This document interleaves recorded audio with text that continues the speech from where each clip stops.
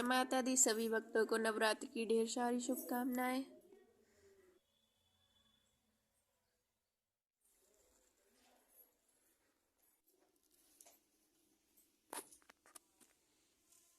श्री दुर्गा सप्तशती 10वां अध्याय शुंभवध।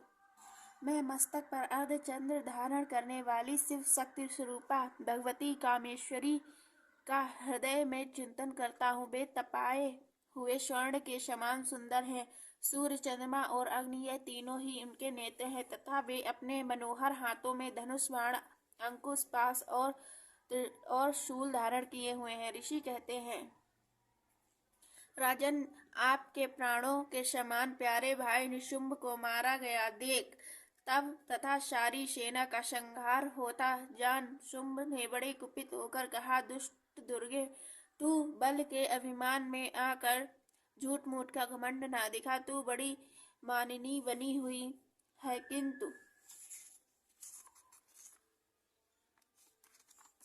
किंतु दूसरी स्त्रियों के बल का सहारा लेकर लड़ती है। देवी बोली, ओ दुष्ट, मैं अकेली ही हूँ। इस संसार में मेरे सिवा कौन दूसरी है। देख, ये मेरी ही विभूतियाँ हैं, अतः मुझ में ही प्रवेश करती हैं। तदंतर ब्रह्माणी आदि समस्त देवियाँ अंबिका के शरीर में लीन हो गईं। उस समय केवल अंबिका देवी ही रह गईं। देवी बोली, ऐश्वर्य शक्ति से अनेक रूपों में यहाँ उपस्थित हुई थी। उन सब रूपों को मैंने समेट लिया है। अब मैं अकेली ही युद्ध में खड़ी हूँ। तुम भी स्थिर हो जाओ। ऋषि कहते हैं, तदंतर देवी और शुंभ दोनों में सब देवताओं तथा दानवों को देखते देखते भयंकर युद्ध छिड़ गया। बाणों की वर्षा तथा तीखे शस्त्रों द्वारा दारुण अस्त्रों के प्रहार के कारण उन दोनों का युद्ध सब लोगों के लिए बड़ा भयानक प्रतीत हुआ। उस समय अंबिका देवी ने जो सैकड़ों दिव्य अस्त्र छोड़े, उन्हें दैत्यराज शुंभ ने उनके निवारण अस्त्रों द्वारा काट डाला। इसी प्रकार शुंभ ने जो दिव्य अस्त्र चलाए, उन्हें परमेश्वरी ने भयंकर हु शब्द नाम के उच्चारण से आदि द्वार खिलवाड़ में ही नष्ट कर दिया। तब उस असुर ने सैकड़ों बाणों से देवी को अनवांछित कर दिया। यह देख क्रोध में भरी हुई उस देवी ने भी बाण मारकर उसका धनुष काट डाला। धनुष कट जाने पर फिर दैत्यराज शक्ति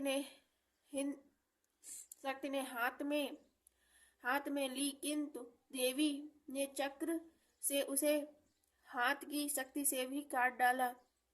तत्पश्चात दैत्य के स्वामी शुंभ ने 100 चांद वाली चमकती हुई ढाल और तलवार हाथ में लेकर उस समय देवी पर धावा किया। उसके आते देख ही चंडिका ने अपने धनुष से छोड़े हुए तीखे बाणों द्वारा उसके सूर्य के किरणों के समान उज्जवल ढाल तथा तलवार को तुरंत काट दिया। फिर उस दैत्य के घोड़े और सारथी मारे गए। धनुष तो पहले ही कट चुका था। अब उसने अंबिका को मारने के लिए आघत हो भयंकर मुद्गर हाथ में लिया। उसे आते देख देवी ने अपने तीक्ष्ण बाणों से उसका मुद्गर भी काट डाला। तिस पर भी वह असुर मुक्का तान कर बड़े वेग से देवी की ओर झपटा। उस दैत्यराज ने देवी की छाती में मुक्का मारा। तब उन देवी भी उसकी छाती में एक चाटा जड़ दिया।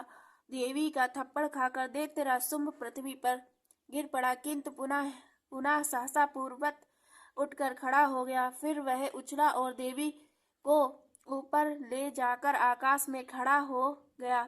तब चंडिका आकाश में बिना किसी आधार के ही शुंभ के साथ युद्ध करने लगी।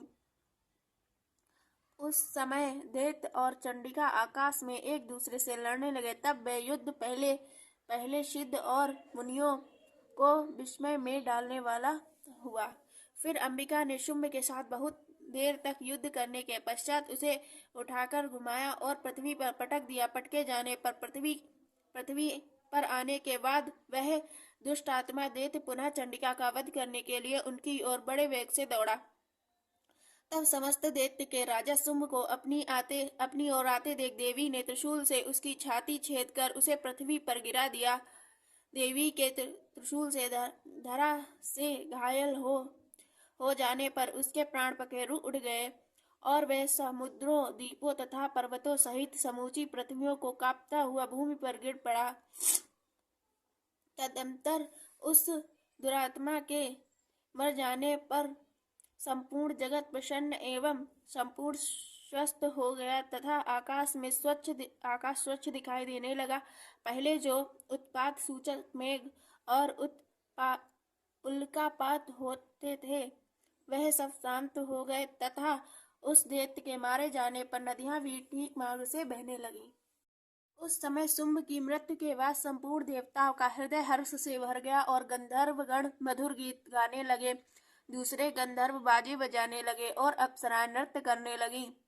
पवित्र वायु बहने लगी। सूर्य की प्रभा उत्तम हो गई। अग्निशाला की बुझी हुई आग अपने आप प्रज्वलित हो उठी तथा संपूर्ण दिशाएं भयंकर शब्द से शांत हो गए। इस प्रकार श्री मार्कंडेय पुराण में सार्वणिक मनवंतर की कथा के अंतर्गत देवी महात्म्य में शुंभ वध नामक 10वां अध्याय पूर्ण हुआ। जय माता दी।